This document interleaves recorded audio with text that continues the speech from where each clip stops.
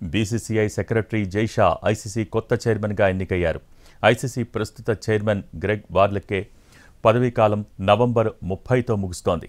అతని వారసుడిగా జైషా డిసెంబర్లో బాధ్యతలు చేపట్టనున్నారు. ఐసీసీ చైర్మన్ పదవి కోసం నిన్న మంగళవారం నామినేషన్లకు ఆఖరి రోజు. అయితే జైషా పోటీలో ఉండటంతో ఎవరూ నామినేషన్ వేయటానికి ముందుకు రాలేదు. దీంతో ఎన్నిక ఏకగ్రీవమైంది. ఇప్పటివరకు ఐసీసీ ఆర్థిక వాణిజ్య వ్యవహారాల సబ్ కమిటీ చైర్మన్గా జైషా ఉన్నారు. ఐసీసీ చైర్మన్గా ఎంపికైన 5వ భారతీయుడిగా ఆయన నిలిచారు. జగ్మోహన్ దాల్మియా, శరద్ పవార్, ఎన్ శ్రీనివాసన్, శశాంక్ మనోహర్ భారత్ నుంచి ఐసీసీ చైర్మన్గా ఎన్నికయ్యారు. ఐసీసీ చైర్మన్గా ఎన్నికైన అత్యంత పిన్న వయస్కుడిగా జైషా రికార్డ్ క్రియేట్ చేశారు. ఐసీసీ చైర్మన్గా 2026 వరకు కొనసాగనున్న జైషా ముందు అనేక సవాళ్లు ఉన్నాయి. ఐసీసీ స్టేక్ హోల్డర్స్కు తగ్గట్టుగా నడుచుకుంటూ క్రికెట్ అభివృద్ధికి పాటుపడాల్సిన అవసరం ఉంది.